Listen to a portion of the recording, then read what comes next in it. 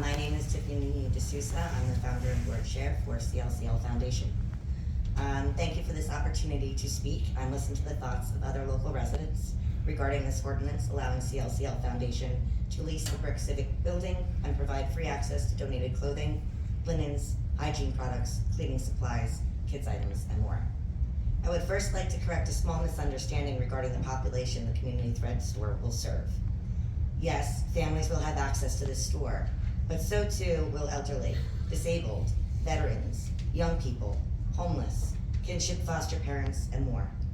Community Threads and our Community Care Connection, CCC Warm Line, are designed to support the entire community, preventing a slew of negative outcomes by reducing stress, but also increasing a sense of community and connection.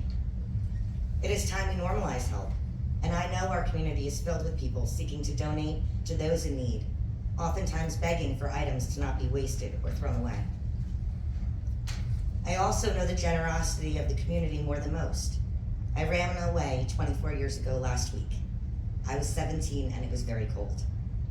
With the support of a local public school teacher, I found a local shelter that provided me safe haven access. I entered their doors with only the clothing on my back and one outfit for the next day. No coat, no hat, no pajamas, or any of that. About a week into my stay, a big black garbage bag filled with donations arrived, brought by some local residents seeking to help and give their hand-me-downs a new home. CLCL Foundation's co-founder, Lisa Scala, who actually completed my intake the night I ran away, sorted through the donations to decipher what teens would use and what to donate elsewhere. When she came across this 1970s era hat, hand-knit, she put it to the side to donate, commenting out loud how no teenager would want to wear it. I did, I said. Someone hand-knit this hat, probably before I was born, for some family member, and it probably passed down from one to another until someone decided it was time for the hat to move on. But instead of throwing it away, this hand-knit brown and orange zigzag tagless craft, they decided to donate it. And it kept my head and ears warm. It showed me what community can do. It proved to me that community cares. I was well into my 20s before I had enough other clothing. So for over 5 years, my wardrobe consisted of clothing I received from the shelter's donation closet. Items from the closets of hundreds of members of our community.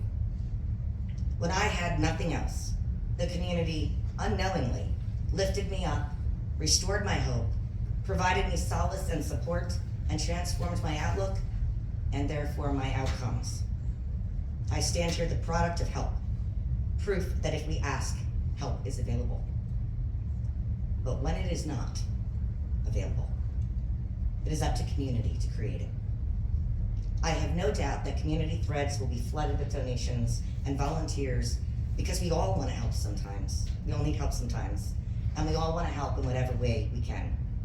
The Jersey Shore is filled with givers, but also those in great need.